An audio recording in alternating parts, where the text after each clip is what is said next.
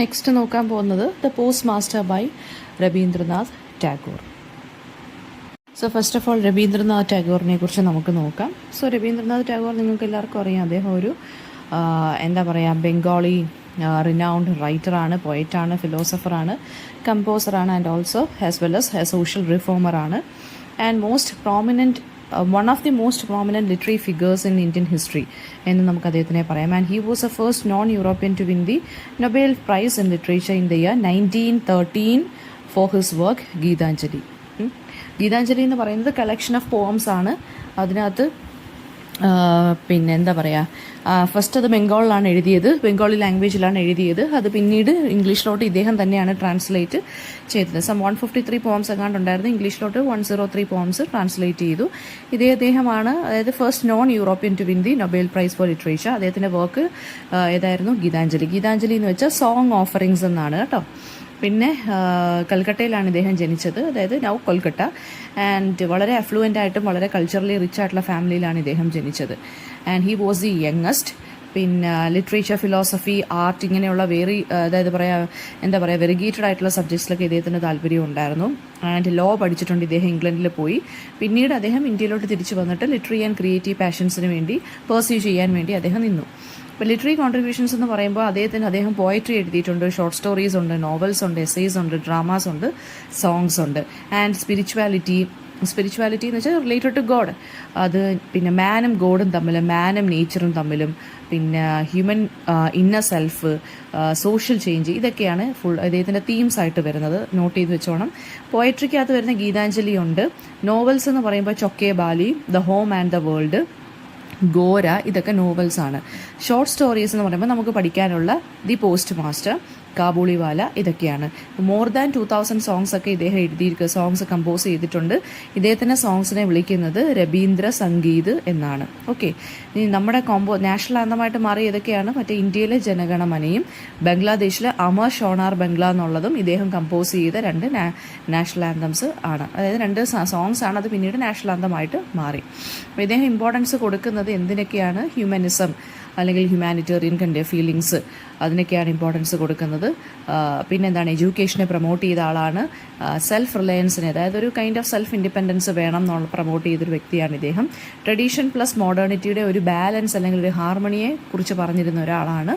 Visva Bharati university എന്നും പറഞ്ഞ് ശാന്തി നികേതനിൽ ഇദ്ദേഹം ഫൗണ്ട് ചെയ്ത ഒരു യൂണിവേഴ്സിറ്റി ഉണ്ട്. അത് അവിടെ എന്ന് വെച്ച് കഴിഞ്ഞാൽ എന്താണ്, ഒരു ഹോളിസ്റ്റിക് ആയിട്ടുള്ള രീതിയിൽ എഡ്യൂക്കേഷനെ പ്രൊവൈഡ് ചെയ്യുന്നു. ഓക്കെ, ദെൻ നമുക്കപ്പോൾ അദ്ദേഹത്തിൻ്റെ ദി പോസ്റ്റ് മാസ്റ്റർ നോക്കാം. പോസ്റ്റ് മാസ്റ്റർ എന്ന് പറയുന്നത് ഇദ്ദേഹത്തിൻ്റെ ഒരു ഷോർട്ട് സ്റ്റോറിയാണ്, ഫേമസ് ഷോർട്ട് സ്റ്റോറിയാണ്. ലോൺലിനെസ് അല്ലെങ്കിൽ ഹ്യൂമൻ ബീയിങ്സ് തമ്മിലുള്ള കണക്ഷൻ, ഹ്യൂമൻ ഇമോഷൻസിൻ്റെ ആ ഒരു കോംപ്ലക്സിറ്റി, ഇതിനെക്കുറിച്ചൊക്കെയാണ് ഇതിനകത്ത് സംസാരിക്കുന്നത്. സ്റ്റോറി സെറ്റ് ചെയ്തിരിക്കുന്നത്, നമ്മുടെ സ്റ്റോറിയുടെ 2 മെയിൻ ക്യാരക്ടേഴ്സ് എന്ന് പറയുന്നത് രത്തൻ എന്ന് പറഞ്ഞൊരു ഓർഫൻഡ് ഗേളും പിന്നെ നമ്മുടെ പോസ്റ്റ് മാസ്റ്ററുമാണ്.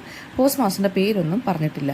അപ്പോൾ ഈ പോസ്റ്റ് മാസ്റ്റർ പിന്നെ ഈ ഒരു സ്റ്റോറി സെറ്റ് ചെയ്തിരിക്കുന്നത് വളരെ സ്മോൾ ആയിട്ടുള്ളൊരു റൂറൽ വില്ലേജാണ്, ഉലാപൂർ എന്നുള്ള സ്ഥലത്ത്, ഉലാപൂർ എന്ന് പറഞ്ഞ സ്ഥലത്താണ് ഇത് സെറ്റ് ചെയ്തിരിക്കുന്നത്. ഇതിൻ്റെ പ്രൊട്ടാഗണിസ്റ്റ് എന്ന് പറയുന്നത് നമ്മുടെ യങ് പോസ്റ്റ് മാസ്റ്ററാണ്. അയാൾ കൽക്കട്ടയിൽ നിന്നുള്ളതാണ്. അയാൾ പോസ്റ്റ് മാസ്റ്ററിൻ്റെ പോസ്റ്റ് ഓഫീസിൽ വർക്ക് ചെയ്യാൻ വേണ്ടി അയാൾക്ക് ഇവിടെയാണ് ജോലി കൊടുത്തിരിക്കുന്നത്. അപ്പോൾ ഇദ്ദേഹത്തിന് ഈ വില്ലേജിൽ അങ്ങോട്ട് താമസിക്കാൻ ഒട്ടും താല്പര്യമില്ല. Because he is from a very big city.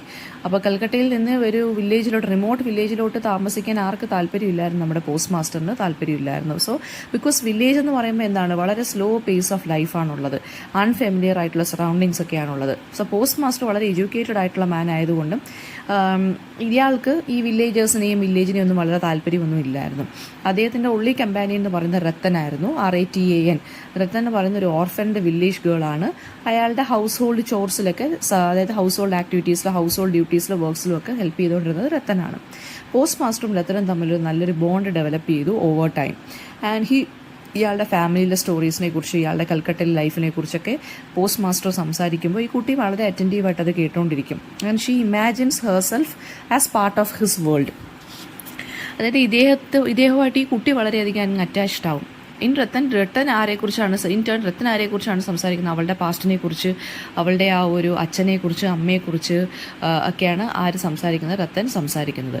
Post master കുറച്ചുകൂടെ ഡേയ്സ് പാസ് ചെയ്തപ്പോഴത്തേക്ക് ഇയാൾക്ക് വളരെ ബോർഡമായിട്ട് ഫീൽ ചെയ്തു അവിടുത്തെ ഒരു ലൈഫ്. അങ്ങനെ ഭയങ്കര ഹോം സിക്നെസ് ഒക്കെ ഫീൽ ചെയ്തു. ഇയാൾ അങ്ങനെ വളരെ ഫ്രസ്ട്രേറ്റഡ് ആയി. ഇത് വളരെ മൊണോട്ടണസ് ആയിട്ടുള്ള ലൈഫാണ് വില്ലേജിൽ, വേറെ വലിയതായിട്ട് കാര്യങ്ങളൊന്നും സംഭവിക്കുന്നില്ല. സോ വെൻ ഹി ഫോൾസ് ഇൽ, രത്തനാണ് ഇയാൾക്ക് നല്ല രീതിയിൽ ജെന്യൂനായിട്ട് വളരെ അഫെക്ഷനേറ്റ് ആയിട്ട് ഇയാളെ ടേക്ക് കെയർ ചെയ്യുന്നത്. പക്ഷേ പോസ്റ്റ് മാസ്റ്റർ എന്താണ്, ഇതൊന്നും കണ്ടില്ലെന്ന് നടിച്ച് കൽക്കട്ടയിൽ ഇയാൾ ഈ ജോലി റിസൈൻ ചെയ്ത് കൽക്കട്ടയിലോട്ട് പോകാൻ വേണ്ടി നിൽക്കുവാണ്. അയാൾക്ക് ഒന്നുകിൽ ട്രാൻസ്ഫർ കൊടുത്തില്ലെങ്കിൽ ഇയാൾ റെസിഗ്നേഷൻ കൊടുത്തിട്ട് കൽക്കട്ടയിലോട്ട് പോകാൻ നിൽക്കുവാണ്. അയാൾ ഓൾറെഡി കത്തൊക്കെ അയച്ചു. ബിക്കോസ് ആ വില്ലേജ് ലൈഫ് അദ്ദേഹത്തിന് ഒട്ടും പറ്റുന്നില്ല. ഇത് കേട്ടതുമല്ല രത്തൻ വളരെ ഹാർട്ട് ബ്രോക്കൺ ആയിട്ട് മാറി. അത് മാത്രമല്ല രത്തനെ ഇയാളെ എഴുതാനും ആൽഫബറ്റ്സ് ഒക്കെ വായിക്കാനും ഒക്കെ പഠിപ്പിക്കുന്നുണ്ടായിരുന്നു. അപ്പോൾ ഈ കുട്ടിക്ക് കുറച്ചുകൂടി അറ്റൻഷൻ കിട്ടും.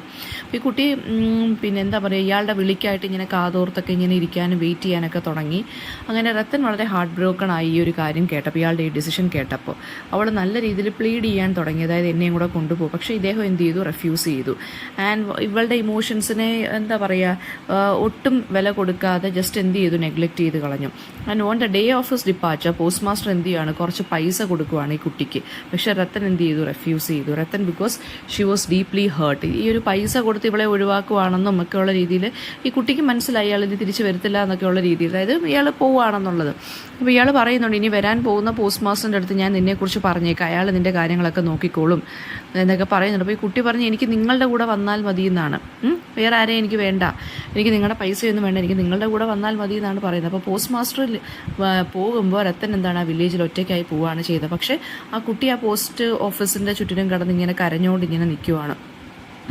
ഇയാൾ ബോട്ടിൽ പൊക്കോണ്ടിരിക്കുവാണ്. അപ്പം രത്തൻ ഇങ്ങനെ പോസ്റ്റ് മാസ്റ്റർ ഇങ്ങനെ തിരിഞ്ഞു നോക്കിയപ്പോൾ കാണുന്നത് എന്താണ്, ശരിക്കും പറഞ്ഞാൽ ഒരു ഫിലോസഫിക്കൽ നോട്ടിലാണ് ഈ ഒരു സ്റ്റോറി എൻഡ് ചെയ്യുന്നത്. അതായത് രത്തൻ കരഞ്ഞുകൊണ്ട് ഇങ്ങനെ നടക്കുകയാണ്, വരും എന്നുള്ളൊരു പ്രതീക്ഷയോടൊക്കെ നിൽക്കുവാണ്, നോക്കിക്കൊണ്ടിരിക്കുവാണ്. പക്ഷേ പോസ്റ്റ് മാസ്റ്റർ ആ ബോട്ടിനകത്ത് കയറി പോയപ്പോഴത്തേക്കും പോസ്റ്റ് മാസ്റ്ററിൻ്റെ മനസ്സിലായി ഇനി അവിടെ തിരിച്ചു വരവില്ല. അപ്പോൾ ഇതൊരു ജേണിയാണ് ശരിക്കും പറഞ്ഞാൽ ലൈഫിൽ തന്നെ. അതായത് സ്റ്റോറി എൻഡ് ചെയ്യുന്നത് പോസ്റ്റ് മാസ്റ്റർ റിഫ്ലക്റ്റ് ചെയ്തുകൊണ്ടിരിക്കുകയാണ് നമ്മുടെ ഹ്യൂമൻ ലൈഫിനെ കുറിച്ച്. എന്നിട്ട് പെട്ടെന്ന് അത് ഡിസ്മിസ് ചെയ്തിട്ട് അയാളുടെ ലൈഫുമായിട്ട് പിന്നെ മുന്നോട്ട് പോവുകയാണ്. അതായത് പോസ്റ്റ് മാസ്റ്റർ തിരിഞ്ഞ് നോക്കുമ്പോൾ നമ്മുടെ വില്ലേജ് സെമിട്രിയാണ് കാണുന്നത്, ശ്മശാന ഗ്രേവിയാർഡാണ് കാണുന്നത്. അപ്പോൾ ബറിയൽ ഗ്രൗണ്ട് എന്നാണ് പറഞ്ഞേക്കുന്നത് ഇതിനകത്ത്, സ്റ്റോറിക്കകത്ത്. ബറിയൽ ഗ്രൗണ്ട് എന്ന് വെച്ചാൽ ഇവിടെ ഉദ്ദേശിക്കുന്നത് മറ്റേ എന്താണ്, ഗ്രേവിയാർഡ് എന്നുള്ള സ്ഥലം.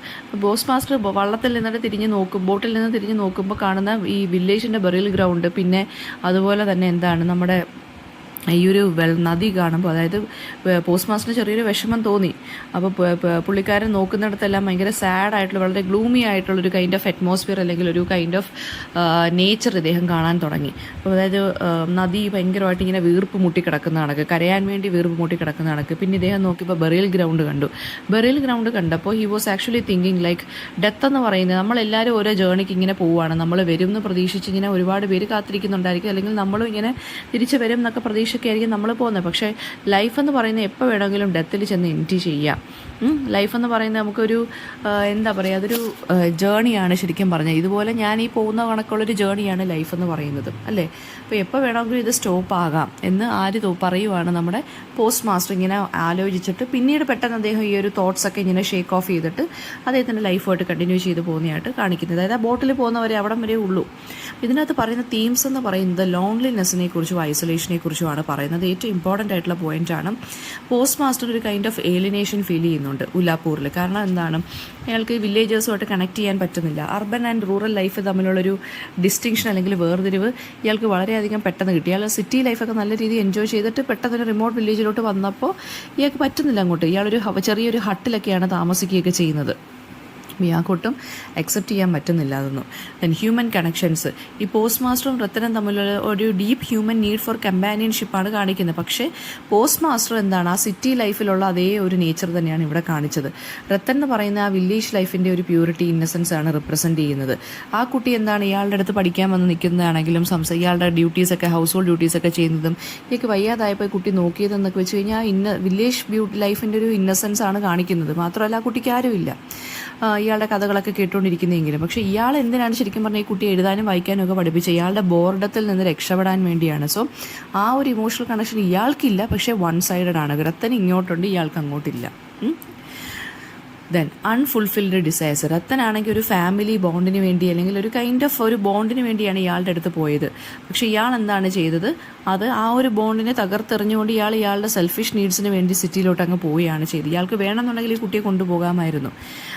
വളരെ ഇൻഡിഫറൻ്റ് ആയിട്ട് എന്ത് ചെയ്തു? ഇയാൾ റത്തൻ്റെ ഫീലിങ്സിനെ ഡിസ്മിസ് ചെയ്തിട്ട് എന്ത് ചെയ്യാണ്? അതായത് ആളുകളുടെ ഇമോഷൻസിന്, അതായത് നമ്മൾ എന്താണ് നമ്മുടെ ഈ ഒരു സ്റ്റോറി പഠിപ്പിക്കുന്നത്, ഓവറായിട്ട് നമ്മൾ ഇമോഷണലി ഒരാളുടെ അടുത്ത് അറ്റാച്ച്ഡ് ആയി കഴിയുമ്പോൾ അവർ പെട്ടെന്ന് റിജക്റ്റ് ചെയ്യുമ്പോൾ നമുക്ക് ഭയങ്കരമായിട്ട് വേദന ഉണ്ടാവും. അപ്പോൾ അത് സാഡ്നെസ്സിലായിരിക്കും അത് എൻഡ് ചെയ്യുന്നതെന്നാണ് പറയുന്നത്. പോസ്റ്റ് മാസ്റ്റർ ഒരു അർബൻ ലൈഫിനെയാണ് റെപ്രസെൻ്റ് ചെയ്യുന്നത്. അയാൾ വളരെ ഇൻട്രോസ്പെക്റ്റീവാണ്, ഇമോഷണൽ ഡെപ്ത് ഒന്നും ഇല്ല അയാൾക്ക്.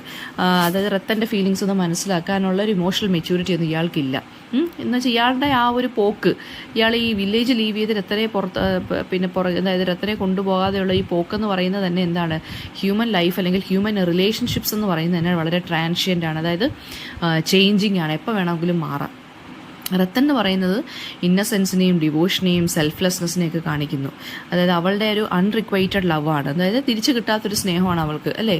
അവളെ അബാൻഡൻമെൻറ്റ്, അതായത് ഉപേക്ഷിച്ച് പോകുന്നതൊക്കെ എന്ന് വെച്ച് കഴിഞ്ഞാൽ എന്താണ്? വൺ സൈഡഡ് റിലേഷൻഷിപ്പിനെയാണിത് കാണിക്കുന്നതെന്നാണ് ആര് പറഞ്ഞിരിക്കുന്നത്? നമ്മുടെ രവീന്ദ്രനാഥ് ടാഗോർ പറഞ്ഞിരിക്കുന്നത്. പിന്നെ ദ മെയിൻ ക്വസ്റ്റ്യൻസ് ടാഗോർ റത്തനും പോസ്റ്റ് മാസ്റ്ററും നമ്മളെ റിലേഷൻഷിപ്പ്, തീം ഓഫ് ലോൺലിനെസ് എങ്ങനെ ഇതിനകത്ത് വരുന്നു, പിന്നെ വരുന്നതെന്ന് വെച്ച് കഴിഞ്ഞാൽ ഇതിൻ്റെ സ്റ്റോറിയുടെ എൻഡിങ് എങ്ങനെയാണെന്നുള്ളത്, അതൊരു ഫിലോസഫിക്കൽ നോട്ട്, നമ്മുടെ ഡെത്തിനെ കുറിച്ച് ആലോചിച്ചൊക്കെയാണ് പോസ്റ്റ് മാസ്റ്റർ പോകുന്നത്. ലൈഫ് എന്ന് പറയുന്നത് തന്നെ ഒരു ജേണിയാണ്. അപ്പോൾ നമ്മൾ ഓവറായിട്ട് ഒരാളെ ഡിപ്പെൻഡ് ചെയ്ത് നിന്ന് കഴിഞ്ഞാൽ നമുക്ക് റത്തന് സംഭവിച്ചതുപോലെ തന്നെയായിരിക്കും നമ്മുടെ ലൈഫിൽ സംഭവിക്കുന്നത്. പക്ഷേ ഹ്യൂമൻ ബീങ്സിന് ഒരു പ്രത്യേക നേച്ചർ എന്താണ്? നമ്മൾ എന്തൊക്കെ സംഭവിച്ചാലും നമ്മൾ ഇതുമായിട്ട് തന്നെ എന്ത് ചെയ്യും? കണ്ടിന്യൂ ചെയ്ത് പോകും. അപ്പോൾ അത് എത്ര നമുക്ക് കിട്ടിയാലും എന്താണ് നമ്മൾ ഒരിക്കലും പഠിക്കത്തില്ലെന്നാണ് പറഞ്ഞത്. അതായത് പോസ്റ്റ് ഓഫീസിൻ്റെ ചുറ്റിനും വോണ്ടർ ചെയ്ത് ഈ കുട്ടി കരഞ്ഞുകൊണ്ടിരിക്കുവാണ്. റത്തൻ ഈ ഫിലോസഫി ഒന്നും അറിയത്തില്ല. അതായത് സ്റ്റിൽ അവൾ എന്താണ് ആ ഹോപ്പിൽ നിൽക്കുവാണ്. ദാദ റിട്ടേൺ ചെയ്യും, ദാദ എന്നാണ് വിളിക്കുന്നത്, DADA, ദാദ റിട്ടേൺ ചെയ്യും എന്നാണ് പറഞ്ഞിരിക്കുന്നത്. പക്ഷേ നമ്മുടെ ഫൂളിഷ് ആയിട്ടുള്ള ഹ്യൂമൻ നേച്ചർ എന്താണ്? അത് നമ്മുടെ ഒരു ഫൂളിഷ്നെസ് ആണ്. ഹ്യൂമൻ ബീങ്സിന് എപ്പോഴും ഉള്ളതാണ് ഈ ഒരു ഫൂളിഷ്നെസ്, അല്ലെങ്കിൽ ഈ ഒരു എന്താ പറയുക, ഇഡിയോട്ടിക് ആയിട്ടുള്ള മൈൻഡ് സെറ്റ്. അതായത് അതിന് മിസ്റ്റേക്കുകൾ സംഭവിച്ചുകൊണ്ടിരിക്കും, അത് തന്നെ വീണ്ടും നമ്മൾ ചെയ്തുകൊണ്ടേയിരിക്കും. നമ്മൾ കൂടുതലായിട്ട് എന്താ ചെയ്യത്തില്ല, നമ്മൾ ഒരു ഫോൾസ് ഹോപ്പ്, അതായത് നമ്മൾ ഒരിക്കലും നടക്കത്തില്ലെന്ന് നമ്മുടെ മൈൻഡിൽ അറിയാമെങ്കിലും നമ്മൾ വെറുതെ ഈ ഫോൾസ് ഹോപ്പിൽ ഇങ്ങനെ പിടിച്ച് തൂങ്ങിക്കൊണ്ട് ഇങ്ങനെ ഇരിക്കും.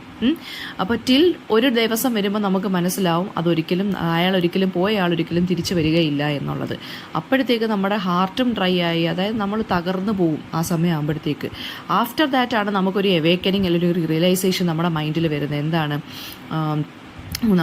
നമ്മൾ വെയിറ്റ് ചെയ്ത് തെറ്റായിപ്പോയി, ഇയാൾ വരത്തില്ലായിരുന്നു എന്നുള്ളത് അപ്പോഴായിരിക്കും നമ്മൾ അറിയുന്നത്. പക്ഷേ എന്നിട്ട് നമ്മൾ അവിടെ വെച്ച് സ്റ്റോപ്പ് ചെയ്യത്തില്ല. We still continue to hope for the best. അതായത് ഇനി അയാൾ തിരിച്ചു വരുമെന്ന് പിന്നെയും നമ്മൾ ഈ ഒരു സൈക്കിൾ ഇങ്ങനെ റിപ്പീറ്റ് ചെയ്യത്തേ ഉള്ളൂ. അതാണ് ഇതിനകത്ത് വരുന്ന ഫിലോസഫി എന്ന് പറയുന്നത്.